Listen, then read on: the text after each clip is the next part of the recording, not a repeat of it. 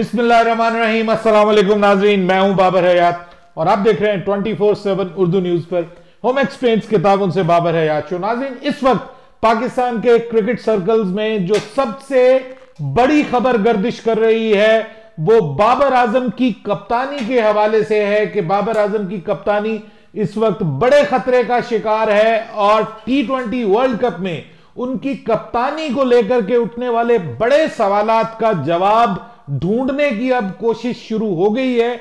और Pakistan cricket board में इस हवाले से बाकायदा अब गौर खोज जो है वो शुरू हो गया है और नए कप्तान के हवाले से भी बड़ी स्ट्रांग किस्म की आवाजें जो हैं वो उठना शुरू हो गई हैं कि नया कप्तान कौन होना चाहिए बाबर आजम की जगह। बाबर आजम की कप्तानी को यह खतरा क्यों लाक हुआ है। इसके अलावा T20 वर्ल्ड कप का जो हमारा पूरे का पूरा ग्रुप था उसमें और किस किस की छुट्टी होने जा रही है, इस हवाले से भी खबरें अब गर्दिश करना शुरू हो गई हैं कि कौन कौन जो है वो कुर्बानी का बकरा अब बनने जा रहा है। आपको पता हर बार T20 वर्ल्ड कप जब होता है या कोई भी इवेंट होता है तो उसमें अगर टीम की परफॉर्मेंस उस तरह की ना हो जिस तरह की एक्सपेक्ट की जा रही है तो फिर कुछ ना कुछ कुर्बानी के बकरे बनते हैं। इस बार भी कुर्बानी के बकरे एक से ज्यादा बनने जा रहे हैं। इस हवाले से तफसील से आपको अपडेट करूंगा। इसके अलावा हम बात करेंगे कि इंग्लैंड अब पाकिस्तान आने जा रही है जी, इंग्लैंड की टीम, और 27 नवंबर को इंग्लैंड की टीम पाकिस्तान पहुंचेगी। पाकिस्तान के खिलाड़ी भी पाकिस्तान वापस पहुंच रहे हैं।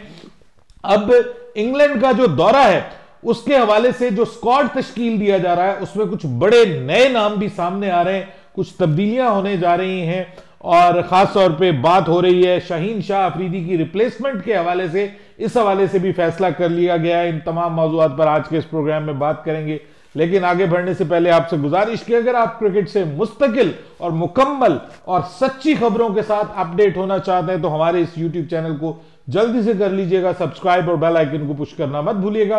मुझे फॉलो कीजिए इंस्टाग्राम पे @बाबर हयात शो और हमारे पेज को फेसबुक पे लाइक कर लीजिएगा। तो जनाब बात यह है कि पाकिस्तान की टीम अब वापस पहुंच रही है बैक होम और पाकिस्तानी टीम के वापस पहुंचते ही T20 वर्ल्ड कप वो कहते हैं ना गुजर गया और उसके गुजरते ही अब पाकिस्तान क्रिकेट बोर्ड में और पाकिस्तान क्रिकेट बोर्ड की गुलाम गर्दिशों में अब ये खबरें गर्दिश करना शुरू हो गई हैं कि जनाब ये जो T20 वर्ल्ड कप हमने खेला है, ठीक है हमारी टीम ने अच्छा परफॉर्म किया, ठीक है हम कुदरत के वो कहते हैं ना with the stroke of luck हम पहुंच गए सेमीफाइनल में, लेकिन ये इतना बड़ा मौका हम अचीव नहीं कर पाए, इसका हसूल नहीं कर पाए कि हम इस मौके को इस्तेमाल करके वर्ल्ड चैंपियन बन सकते। और उसकी वजह शायद कहीं इस तरह का अब गुमान जो है वो उसको अब बाकायदा स्ट्रेंथ मिल रही है कि हमारे जो कप्तान है T20 में वो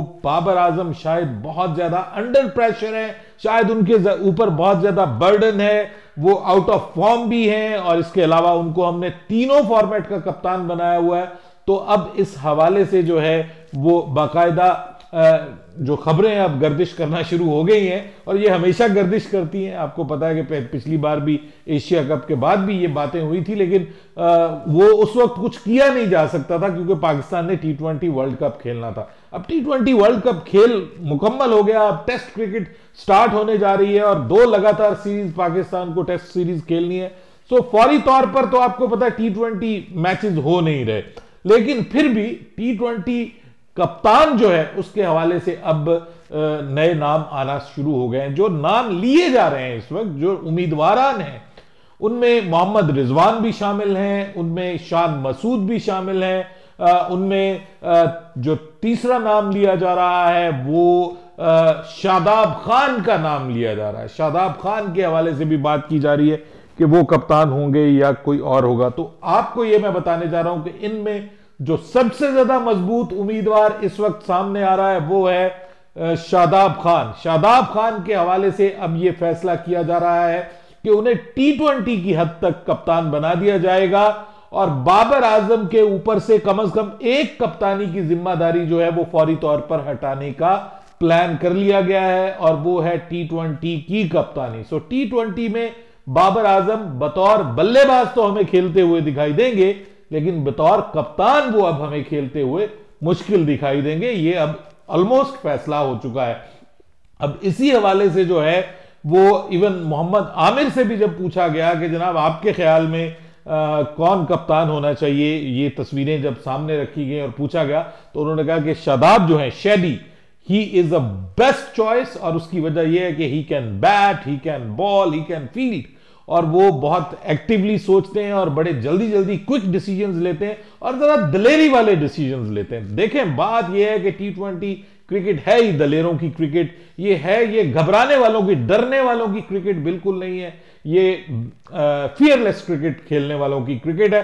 सो फियरलेस क्रिकेट को परवान चढ़ाने के लिए देखिए अब आपको टी20 में बड़ी मेजर तब्दीलियां करने की जरूरत है। तो उसमें जो सबसे पहली तब्दीली होगी वो कप्तानी की सूरत में होगी और नया माइंडसेट, एक यंगस्टर को कप्तान बनाने का प्लान किया गया है। और ये वो कप्तान है कि जो आपको पता है कि पीएसएल में भी अपनी कारकर्दगी बतौर एक कप्तान के दिखा चुका है और बतौर बल्लेबाज भी अच्छा खासा इंस्पायर किया है उसने पीएसएल में भी। और इवन अब पाकिस्तान की जानिब से अगर कोई एक बल्लेबाजों में से अगर किसी को शामिल किया गया है तो वो पाकिस्तानी ऑलराउंडर शादाब खान है, जो team of the tournament announce की गई है उसमें। सो इस वजह से हम ये कह सकते हैं कि यही अब वाहिद जो है वो आपको एक होप नजर आ रही है कि टी20 में ये कप्तान बन सकते हैं। इसके अलावा अब अगर हम बात करें कि जनाब टी20 का जो आपका टेम्पलेट है, क्या वो भी तब्दील करने की ख्वाहिश का इजहार किया जा रहा है? तो बिल्कुल उसकी ख्वाहिश का इजहार भी किया जा रहा है और उस हवाले से अब जो है वो बाकायदा तौर पर यह प्लान कर लिया गया कि टी20 का कोच जो है वो डिफरेंट होगा, वो टी20 के सिनेरियो का होगा, वो टी20 क्रिकेट के ऊपर ग्रिप रखने वाला होगा। और उस हवाले से अब ये एक बाकायदा जो है वो एक आइडिया जो है वो फ्लोट हो चुका है और इसके ऊपर ऑब्वियसली जो with the passage of the time इसके ऊपर आपको अमल होता हुआ दिखाई देगा। अभी फौरी तौर पे तो आपको कोच बदलता हुआ नजर नहीं आएगा, यानी सकलैन मुश्ताक अभी फौरी तौर पे आपको बतौर एक कोच बदलते हुए दिखाई नहीं देंगे। वो आपको ये टेस्ट मैचेस में मोस्ट प्रोबेबली तो वही आपके कोच आपको नजर आएंगे। ये जो होम सीरीज है, इंग्लैंड आ रहा है, पाकिस्तान 3 टेस्ट मैचेस के लिए, उसके बाद फिर न्यूजीलैंड की 2 टेस्ट मैचेस की सीरीज है, लेकिन उसके बाद आ जाएगा फिर पीएसएल। तो पीएसएल के दरमियान जो वक्त है उसमें ये बहुत सारे फैसले होंगे और उसमें ऑब्वियसली टी20 कप्तान का भी फैसला होगा। उसमें बहुत से ऐसे खिलाड़ी जो टी20 फॉर्मेट के नहीं हैं, उन खिलाड़ियों को टी20 में रेस्ट भी दिया जा सकता है। जी हां, उनको रेस्ट पर भेजने की बात भी हो रही है, जैसे मोहम्मद रिजवान है उनको रेस्ट पर भेज दिया जाए, जैसे बाबर आजम को भी रेस्ट पर भेजा जा सकता है। इसके अलावा तीसरे नंबर पे इफ्तिखार अहमद जो है उनके हवाले से भी बात की जा रही है कि उनके लिए भी अपनी जगह बरकरार रखना बहुत मुश्किल हो जाएगा पाकिस्तान के अब टी20 स्क्वाड में। और शान मसूद के हवाले से भी बात की जा रही है कि शायद उनको वनडे और टेस्ट में अब रखा जाएगा, टी20 में शायद उनका तजुर्बा भी कामयाब नहीं हुआ। सो टी20 में कुछ नए नाम सामने आएंगे और उसके लिए फिर आपको पीएसएल को भी देखना पड़ेगा, पीएसएल के ऊपर भी नजर होगी और फिर पीएसएल से बेस करके एक नई टीम बनाई जाएगी जो अगले 2024 का जो टी20 वर्ल्ड कप है उसके लिए उसको तैयार किया जाएगा शादाब खान की कप्तानी में। और फिर कोच कोई भी हो सकता है, कोई भी, किसी को भी कोचिंग की जिम्मेदारी दी जा सकती है, जैसे अब्दुल रज्जाक हैं उनका नाम लिया जा रहा है, इसके अलावा शाहिद खान अफरीदी का नाम लिया जा रहा है, कुछ फॉरेन कोचेस का नाम भी लिया जा रहा है कि जो स्पेसिफिकली पावर हिटिंग वाले जो कोचेस हैं वो उनको इसमें शामिल किया जाए और हेड कोच किसी ऐसे बंदे को टी20 क्रिकेट का बनाया जाए कि जो टी20 क्रिकेट से रिलेटेड हो। सो ये फैसले होने जा रहे हैं। जहां तक बात रमीज राजा की है तो अभी फौरी तौर पे रमीज राजा जो है वो बाहर होते हुए दिखाई नहीं दे रहे। ये मैं आपको बिल्कुल कंफर्म न्यूज दे रहा हूं कि रमीज राजा अभी अपनी जगह पे पक्के हैं और उसकी वजह यह है कि अभी हुकूमत अपनी जगह पे पक्की नहीं है।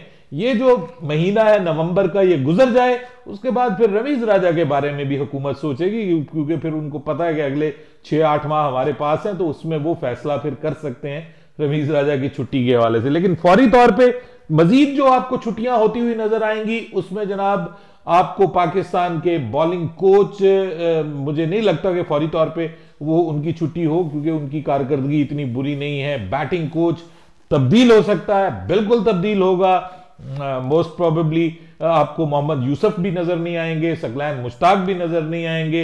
इसके अलावा एक और बंदे की छुट्टी हो रही है और वो है हमारे प्यारे बोल वसीम वाले।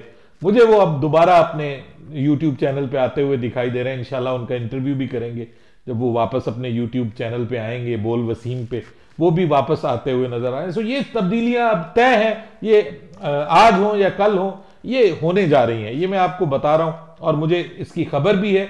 और अब इसका बाकायदा इसका शोरो गोगा जो है वो शुरू हो गया है मेन स्ट्रीम मीडिया के ऊपर भी। सो आप इधर उधर जरा सर्च करें, आपको खबरें मिल जाएंगी। अब इंग्लैंड की टीम आ रही है जी पाकिस्तान, और टेस्ट सीरीज है, बड़ी इंपॉर्टेंट टेस्ट सीरीज है। 3 टेस्ट मैचेस उन्होंने खेलने हैं। पहला टेस्ट मैच शेड्यूल तो रावलपिंडी में है, लेकिन प्रॉब्लम यह है कि अपने खान साहब जो हैं वो तुले हुए हैं, रावलपिंडी में लॉन्ग मार्च लेके आ रहे हैं, फिर इस्लामाबाद। तो अगर 27 नवंबर को वो टीम पहुंचती है और यहां पे हलाला मची हुई, तो फिर तो मामला खराब हो जाएगा। तो देखना पड़ेगा कि खान साहब 20 नवंबर को जब पहुंचते हैं इस्लामाबाद, तो उसके बाद वो कितना अरसा यहां पे गुलगपाड़ा करते हैं। अगर जल्दी गुलगपाड़ा खत्म हो गया तो फिर जो है वो मैच 1 दिसंबर से रावलपिंडी क्रिकेट स्टेडियम में ही होगा।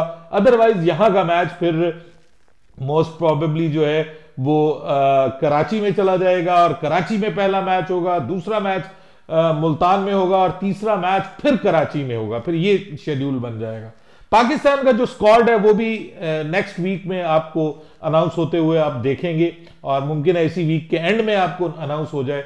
और उसमें कुछ बड़ी तब्दीलियां होने जा रही हैं जी। मोहम्मद अब्बास की वापसी होने जा रही है, ये मैं आपको इंपॉर्टेंट न्यूज दे रहा हूं। और शाहीन शाह अफरीदी का जो एक्सपीरियंस है उसको कम करने के लिए मोहम्मद अब्बास को वापस लाया जा सकता है नसीम शाह के साथ। और हारिस रऊफ जो है वो नसीम शाह की रिप्लेसमेंट के तौर पे उनको टेस्ट मैचेस में अब बाकायदा डेब्यू करवाया जा रहा है, और एक बड़ी इंपॉर्टेंट सीरीज में उनको डेब्यू करवाने का प्लान किया गया है। और ये कोई बुरी चीज नहीं है, बाय द वे एक right arm very fast bowler, और वो भी जो है वो टेस्ट मैचेस में और खास तौर पे रिवर्स स्विंग जो बहुत जबरदस्त इस्तेमाल करता हो और स्पीड के साथ इस्तेमाल करता हो, पाकिस्तान की पिचेस पे बहुत ज्यादा खतरनाक साबित हो सकता है। जो एक जबरदस्त तब्दीली होने जा रही है वो ये सुनने में ये खबरें आ रही हैं कि इब्रार अहमद जो कि एक मिस्ट्री स्पिनर हैं, लेग स्पिनर हैं, और उनके पास कुछ मिस्ट्री बॉल्स डिलीवरीज भी हैं, उन्होंने बहुत शानदार परफॉर्म किया है डोमेस्टिक क्रिकेट में। अभी ये जो कायदे आजम ट्रॉफी चल रही थी उसमें उन्होंने बड़ी अच्छी बॉलिंग की है और बड़े बड़े खिलाड़ियों को परेशान किया है। तो उनको भी मौका मिल सकता है पाकिस्तान की तरफ से। यही नहीं है कि हम सिर्फ नुमान अली और फिर हमारे यासिर शाह जो हैं इन्हीं को देखें, उनकी जगह इन्हें भी मौका मिल सकता है और उनको डेब्यू भी करवाया जा सकता है। सो चेंजेस सुनने में आ रही हैं। ऑब्वियसली पाकिस्तान की ओपनिंग जोड़ी भी तब्दील हो सकती है। बहरहाल उसमें अब्दुल्ला शफीक तो आपको नजर आएंगे, साथ में शान मसूद आपको ओपनिंग करते हुए दिखाई दे सकते हैं, और उसके बाद बाकी टीम तकरीबन सिमिलर ही होगी। इक्का दुक्का बीच में तब्दीलियां हो सकती हैं। अपनी राय दीजिएगा कमेंट सेक्शन में। बाबर हयात को इजाजत दीजिएगा। अल्लाह हाफिज।